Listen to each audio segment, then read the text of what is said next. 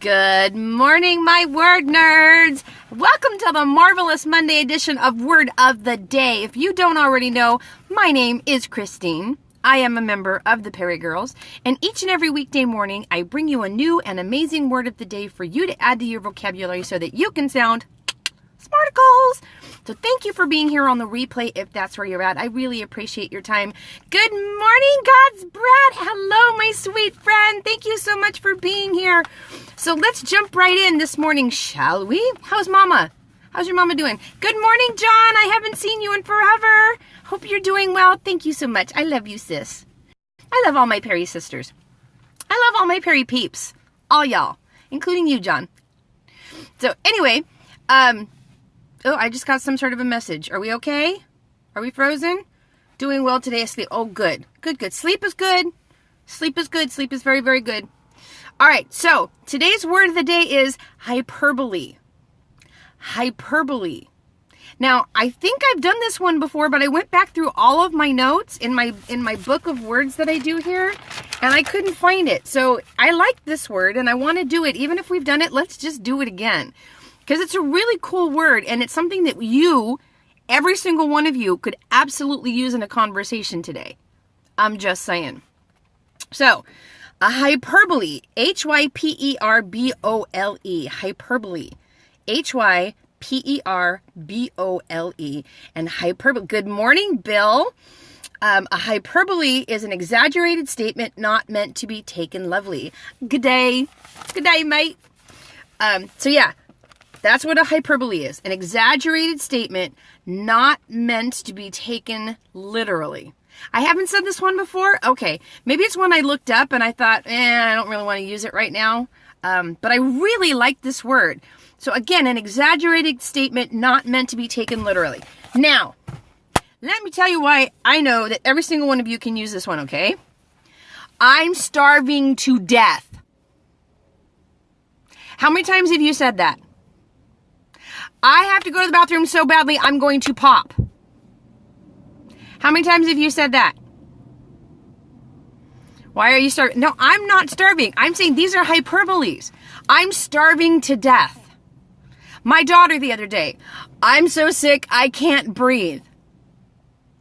If you can't breathe, you're in the hospital and you're on a respirator and someone is pumping the air into your face for you, right?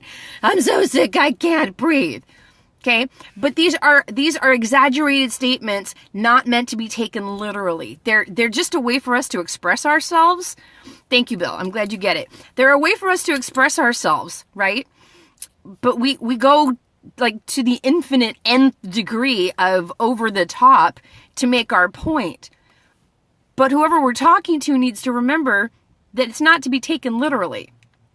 So when my daughter said, I'm so sick, I'm so hot, my body is on fire. Great, right? I'm going to burst into flames, right? No, you're not. You're not going to burst into flames. Nobody does that. That's an exaggerated statement, but it gets your point across, right? I'm so mad, my eyes are turning red. Never going to happen. Never, ever going to happen. My eyes are green. See, they're hazel. Hazel. They're never going to turn red. I promise. So, he's so full of poop, his eyes are turning brown. It is impossible for someone's eye colors to change without putting contacts in. I'm just saying, or getting eye transplants, and that's just gross. Blah. Let's think of some other hyperboles. I can't think of any right off the top of my head, but those are the ones that I was thinking of this morning, especially the I'm starving to death. Right? How many times do I hear my kids, I'm so hungry, I'm going to die. No, you're not. You're not going to die because I'm going to feed you. All you had to do was say, Mom, I'm really hungry and I want to eat. That's all you had to say. You didn't have to say you were going to die. All right. So that's what hyperbole is. Hyperbole, hyperbole. Okay? Use it, don't abuse it. Have fun with it. Be good to yourselves. My young adult children say it's when you're exaggerating or putting 20s on it. Yeah, I guess. I don't even know what that statement means, but yeah, it's when you're exaggerating to the point where people should just know not to take you literally because you're so over the top, right? things that are just literally impossible. They just physically can't happen. It's either metabolically or metaphysically impossible for these things to actually happen. Okay? There's a lot of it going on in politics right now too, but you know me, I'm going to steer clear of all that. But if you watch the news, if you watch TV, if you watch the speeches at the Oscars, if you watch the protesters, when they get their news coverage, you'll hear a lot of them give hyperbole as a way. Good morning, Uniquely Jody. You'll hear a lot of them do hyperbole in order to get their point across. But the problem is then the other... Oh, hey, Tracy Duncan. You'll hear the other side, right? Or the media only pick up on the hyperbole part of it, right? They'll say, the protesters said they were so hungry they were going to die, right? And then they'll just pick on that. Well, there was a bigger statement there, right? But this is what the media does, is they focus on that one little hyperbole that someone used to make a point. And that's what they run with, and that becomes the story, and it's ridiculous. It's absolutely ridiculous. That's the whole point of a hyperbole. It's an exaggerated statement that is not to be taken literally. And yet all these news media people, that's all they hear are the hyperboles, and then they just run with it. So, and it doesn't matter what side of the aisle you're on. They all do it. This is what the media does. They grab onto the little hyperbole and they go, oh, he meant to say da da da da. How do you know what he meant to say? You're not in his brain. You're not in her brain. You don't know what she meant to say. You don't know what she really meant to get across there. Listen to the rest of the statement. Listen to the whole interview. You mean actually listen to everything the person had to say and then piece it up? It's so frustrating. So anyway, sorry. I said I was going to steer away from politics and then I went there.